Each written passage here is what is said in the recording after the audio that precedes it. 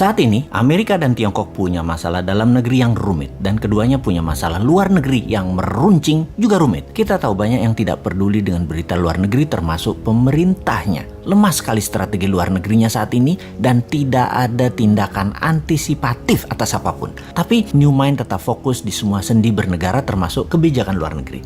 Kita bahas dan apa efeknya untuk Indonesia. Adakah ancaman resesi keuangan Amerika yang katanya punya hutang yang jatuh tempo Oktober tahun ini? Lalu, apakah ancaman salah satu perusahaan terkaya Tiongkok yaitu Evergrande yang hutangnya mencapai 7.000 triliun yang terancam gagal bayar? Akankah bisa picu krisis keuangan di Tiongkok seperti subprime mortgage di tahun 2009 di Amerika? Apa dampak hal tersebut? 1. Melemahnya ekonomi Amerika dan Tiongkok kah? 2. Menurunkan kebutuhan komoditas impor seperti baja, nikel, besi, batubara, dan lain sebagainya? 3. Agenda investasi kedua negara tersebut untuk Indonesia bisa tertunda atau dibatalkan. 4. Menurunnya harga komoditas akan menekan harga ekspor Indonesia. 5. Sentimen negatif terhadap pasar modal. Mungkinkah? Jadi bagaimana kita melihat hal itu semua? Kita urai jawabannya satu persatu. Evergrande tidak akan sistemik, tidak akan seperti subprime, pasti akan dibantu pemerintah Tiongkok, tapi juga dijadikan sebagai collateral damage at the same times. Tesis common prosperity atau sosialisme garis keras akan berlanjut dengan beberapa penyesuaian atas beberapa tesis yang tidak nyambung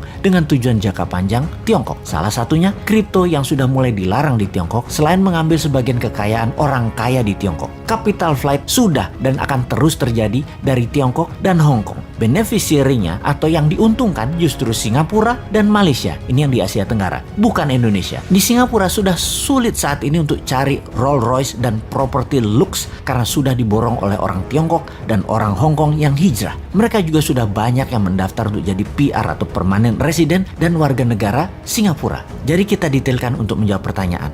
Nomor 1, Tiongkok akan mengalami koreksi ekonominya karena konsumsi domestik Tiongkok akan melemah. Sementara Amerika tidak akan melemah karena konsumsi domestik di Amerika masih robust. Bahkan Bank Sentral sudah mengisyaratkan akan melakukan tapering atau pengurangan QE karena ada kecenderungan untuk inflasi. Sebentar, sahabat perlu dijelaskan apa itu robust dan apa itu tapering. Kayaknya nggak usah ya, pasti sudah paham. Kalau buzzer pasti nggak paham. Buzzer mah diemin aja. Nomor 2, komoditas baru akan turun setelah 6 bulan karena lag effect di Tiongkok. Nah, pasti nanya lagi nih, lag effect itu apa? Sahabat, memang jarang masyarakat umum memahami istilah keuangan karena bernegaranya dibuat oleh para pejabatnya hanya fokus di politik. Kasian rakyat ini jadi bego urusan ekonomi, taunya paling pol dagang doang karena perilaku bernegara pejabatnya. Tapi tenang, rakyat tidak paham tidak apa-apa, tapi pejabat yang berkuasa ternyata juga tidak paham seperti kali ini. Itu memalukan. Jadi apa itu lag effect? Oke, saya terjemahkan pelajaran kampus aja artinya. Bahasa Indonesia cari dewe ya. Oke, lag effect is the potential ineffectiveness in fiscal policy due to the time it takes to recognize an issue. Dah, itu aja artinya.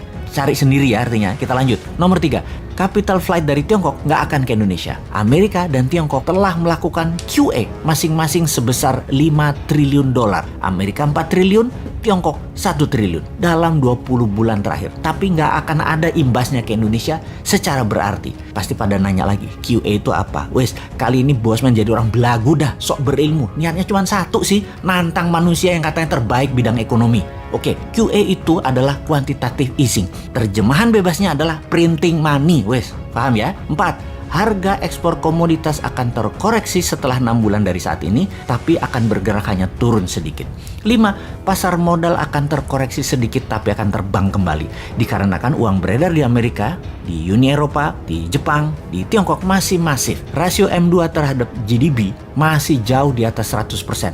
Jumlah M2 masih di atas US dollar 100 triliun. Ini akan terus mempengaruhi pasar modal secara positif dan kebanyakan akan dialokasikan di tesis-tesis abad ke-21 seperti teknologi, nanoteknologi, AI atau artificial intelligence, bioteknologi, robotik, dan spaceship dan lain sebagainya. Tidak akan invest di Indonesia kecuali nyedot sumber daya alam seperti sekarang yang rakyatnya nggak dapat apa-apa, negaranya nggak dapat apa-apa, pejabatnya dapat dong, masa tidak?